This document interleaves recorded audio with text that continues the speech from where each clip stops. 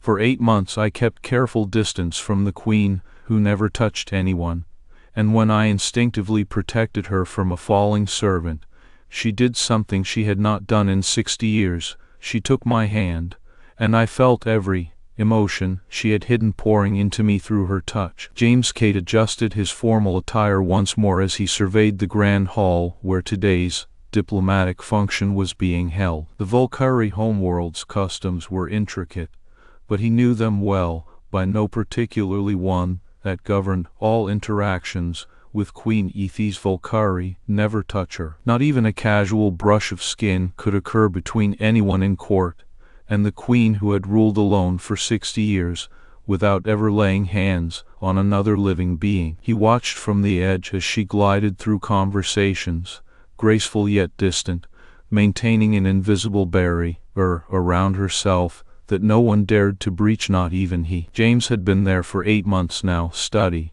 their customs meticulously, and this unwritten rule was paramount. It wasn't just about respect, it was a necessity born out of the unique nature of Volcari royalty: touch, telepathy. One day early on during his tenure here, he asked an aide why the queen never touched anyone. The answer had chilled him to the bone, but also made her distance clearer. The royal line carries touch, telepathy, his aide explained with a somber tone. Contact transfers emotions directly. Physical contact is reserved for her bonded mate, Somion. She trusts implicitly, soul deep. Since then, James respected that boundary meticulously. He observed from afar the lonely majesty of Queen Ethys Volcari, ruling over their world with an iron grip, but cloistered away in emotional solitude. Today was like any other diplomatic gathering. The hall buzzed with formal conversations and hushed whispers as delegates mingled under ornate chandeliers and lavish draperies. James stood at the periphery, giving Ethys her space as preferred it that way. Today, she seemed more distant than usual, an ethereal presence in silver silk who moved through crowds like a ghost. And then chaos erupted, just as everyone was starting to relax into their surroundings. A server carrying plates of refreshments stumbled and nearly fell directly towards the queen. Everyone froze. James's heart leapt into his throat. Had seen this coming before it happened, and he acted on instinct alone. He moved forward without thinking, catching the servant's elbow, steadying him just in time to prevent an accident that would have sent fine china scattering across the polished floorboards. The relief on the server's face was palpable. James nodded reassuringly as he stepped back into his place among other diplomats and officials who had also watched the near-miss with held breaths. But it wasn't over yet. The eyes of everyone present turned to Queen Ethys Volcari, her calm facade momentarily shattered by surprise. She looked at James, a strange mix of gratitude and something else in those deep violet irises that made his chest tighten inexplicably. Then she spoke quietly, but clearly, the words slicing through the hushed hall. "You protected me," she said softly yet with unyielding authority, without hesitation. James swallowed hard before nodding back respectfully, voice barely above a whisper. "Of course, Your Majesty." He did what needed to be done. It was instinctual and reflexive for him now to ensure her safety when he could. Then she surprised everyone, including herself. Queen Ethys reached out slowly towards James. The crowd held its breath collectively, as if they knew what was about to happen next was unprecedented. Her hand touched his own gently, yet firmly, sending a shock wave through James that had nothing to do with the physical contact itself. A flood of emotions washed over him in an instant. Decades of loneliness intermingled with yearning for human touch, longing for connection without fear or vulnerability, exposed. Hope and joy recent, but growing swiftly inside her heart. Hope centered on him specifically now seemed clear through this unexpected exchange. Then came something so profound it made his knees wobble. Love she had hidden from the world until just that moment when he was standing in front of her. She held tightly onto James's hand, whispering almost reverently into the silence surrounding them all, "You felt everything." Her words echoed through their connection like a benediction. "Now you understand," they seemed to say. Then she pulled away from him suddenly and gracefully turned around, leaving behind only the echoes of her emotions, swirling within his own heart space. The court erupted in whispers as Ethes walked back towards the dais with an air of finality that suggested this moment was irreversible. James stood there shocked by everything he had felt through her touch, be what she must have gone through alone for so long without ever letting James wandered through the labyrinthine corridors of the Volcari Palace, his thoughts a jumbled mess as he tried to process what had happened earlier that day in court. His mind kept replaying Queen Ethes's unexpected gesture, her touch, and everything it conveyed. He found himself standing outside her private garden, where she often retreated for solitude. He knew the space well from having studied its layout countless times over his 8 months here. With a deep breath to steady himself, James pushed open the ornate wooden door that led into the lush greenery of Queen Ethes's sanctuary. The sound of trickling water and rustling leaves filled the air as he stepped inside, guided by instinct more than memory. The garden was an intricate tapestry of vibrant colors, flowers in every hue imaginable adorned trellises and walkways, their delicate petals brushing against his skin with each step he took. A figure stood near a small fountain at one end of the garden, her long white hair cascading over her pale shoulders as she leaned forward to admire some blooming roses. Her deep violet eyes were focused intently on the flowers before him when she spoke without turning around. "You came." James approached cautiously, still reeling from his earlier encounter with Queen Ethes and unsure how to proceed now that everything had changed. "I felt everything," he began softly. "Your loneliness, your feelings for me." He swallowed hard, looking down at her as if searching for confirmation in the way she held herself, so gracefully yet rigidly poised there amidst the flowers. Queen Ethes nodded slowly before sighing deeply and turning to face him fully now. Her gaze was piercing but not accusatory, rather, it seemed filled with understanding and perhaps a bit of sorrow as well. "That is how it works," she explained gently. "One touch, everything transferred." She moved towards the fountain once more, where water splashed delicately over stones set within its basin. James watched her carefully, trying to gauge what she might do next or say after that profound moment shared between them only moments earlier in court. "For 60 years, Ethes continued quietly, almost wistfully, as she looked at the flowers around him rather than meeting his eyes directly. "Yet again, I have touched no one. One brush of skin, and they would know me completely. My fears, my hopes, my love." James felt a shiver run down his spine despite the warm afternoon sun filtering through overhead foliage. He had always admired Queen Ethes's distance from others. Her isolation had been both an enigma and something to respect deeply as he adapted himself accordingly during these last 8 months in this role. "And yet," she said, turning back towards him finally with a faint smile tugging at the corners of her lips, "today I chose you." His eyes widened slightly. She must have seen some form of questioning on his face, because suddenly she elaborated further by asking simply, "Why?" She looked up from where she stood now near one edge of the garden's fountain area, meeting his gaze squarely and without wavering. "Because," Ethes answered quietly but firmly, almost reverently, as if speaking to someone who could understand all that went unsaid between them. "In 8 months you never tried to touch me. You respected my isolation, even when you did not understand it." James blinked once, twice before nodding slowly, in recognition of what she said. And Ethes continued on softly, then moved closer now, as though wanting him nearer rather than remaining at some distance. "Because when I was in danger today and needed protecting, you acted without thinking. You cared for me despite no obvious reason to do so." She paused slightly after that statement, her voice softened considerably before adding quietly, almost reverently once more, "Do you know how rare such actions are? To be protected by someone who wants nothing more than your safety." He remained silent, letting the weight of those words sink in fully. After a long moment passed between them both, he spoke up finally. "I felt your love," James admitted softly, then paused before continuing again with more determination, this time as if needing to voice aloud what had occurred earlier today. "Now, that it hung heavily within his mind still through the touch. Queen Ethys nodded solemnly in response, once hearing those words leave him now. The look on her face conveyed much, perhaps some relief too perhaps. "I know," she said quietly, but firmly, then met his eyes again squarely with hers, full of something almost hopeful despite lingering traces of sorrow within depths there still visible, even as evening approached around them both.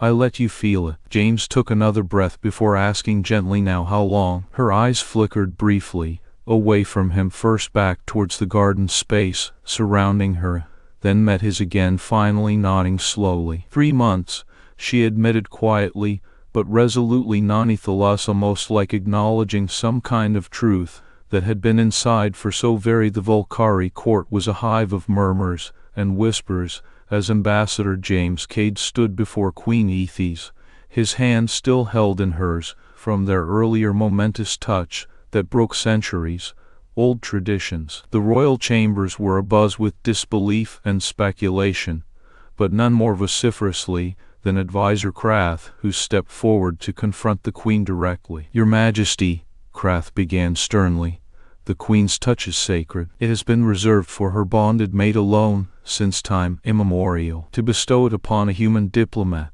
this defiles our customs." Ethys faced him calmly, her eyes steady and resolute despite the turmoil in her mind as she grappled with the enormity of what she had just done. "The touch is mine to give," Ethys replied evenly but firmly. "I chose who I would share it with today. No one else." Krath pressed his advantage. "After 60 years of purity, you bond with an alien diplomat? How can this be justified?" Ethys took a deep breath and stepped forward, her voice rising slightly as she met Krath's challenge head on. 60 years of loneliness," Ethys said, the words carrying weight like stones. 60 years without ever touching another living soul, because my touch would mean more than just contact. It means everything to everyone else. She stood tall before the court, her deep violet eyes reflecting not only the solitude she had endured, but also the profound relief of finally being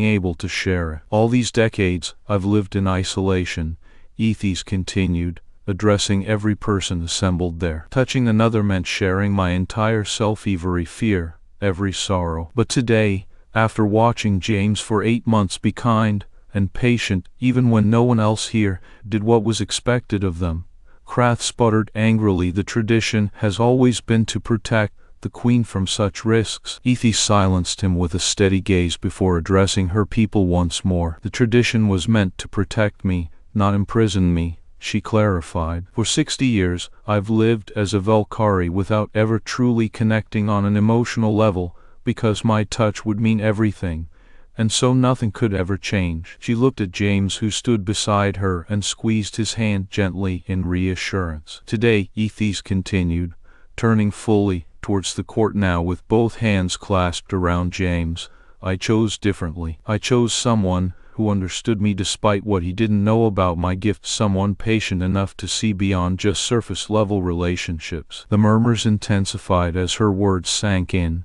many in the room still reeling from this sudden shift, and Ethys added with a quiet certainty that demanded attention and respect alike, "Someone who held on to me after feeling everything, knowing how risky it was for both of us. That kind of trust is worth far more than any tradition could ever dictate." James felt the weight of her words deeply as he looked back at her now, understanding fully what she meant by her actions today. "I did not come here planning to fall," James spoke up, then gently squeezing Ethys' hand again in silent acknowledgement. "But I spent 8 months watching you rule with grace and isolation, admiring your strength despite everything." He addressed the court firmly. She took my hand.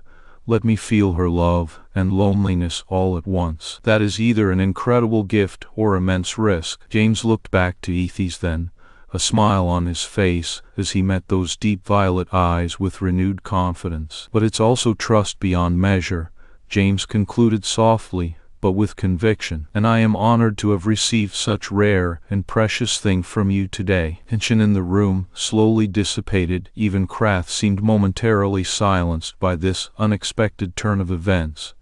though his grudging acceptance was palpable despite lingering skepticism. For now at least, the court watched as a human held their queen's hand proudly on, saw what truly mattered amidst all these changes, Ethys Volcari finally breaking free from her isolation, and James Cade holding on firmly throughout it all. Months had passed since Queen Ethys Volcari broke centuries old tradition by touching James Cade, her hands still warm in his whenever they walked together through the grand halls and serene gardens of her palace. Their bond grew deeper with every touch, each embrace a profound exchange that left both feeling more connected than ever before. It was late one evening when Ethys invited James to join her in her private garden. The air was crisp as twilight settled over the Volcari homeworld, and they sat side by side on a marble bench under the glow of soft lanterns, her long white hair draped gently across her shoulders, while his gray blue eyes held an unwavering gaze upon her. Breaking the silence, Ethys turned to him with a mixture of curiosity and vulnerability in her voice. "Do you ever wish you could block it? Feel nothing from me?" James considered this thoughtfully for a moment before answering. He reached out and pulled her closer, his hand resting lightly on her shoulder. The warmth from their skin contact flowed through them both like an electric current, their emotions intertwining with his presence. "No," he replied firmly, but gently, looking deeply into her eyes. "For 60 years, you had to hide everything, every feeling locked inside, because sharing was too dangerous." Ethys stiffened slightly at the reminder of her long isolation before she relaxed under James's soothing touch. He kissed her forehead tenderly and felt the surge of contentment that flowed back through their connection. "Now," he said softly, "you do not have to hide anymore. I feel it all, and I stay anyway." Ethys was quiet for a moment as the weight of those words settled upon her. She leaned into him, seeking comfort in his presence and trust. "I am not always happy. Sometimes you feel my grief, my anger, my fears." James nodded slowly, understanding fully what she meant. He had indeed felt it all, every joy and sorrow that Ethys carried within. "I know," he admitted honestly. "I felt your nightmare last week, your grief for your mother." Ethys stiffened again, but this time from a mix of surprise and gratitude. "You did not have to face that with me."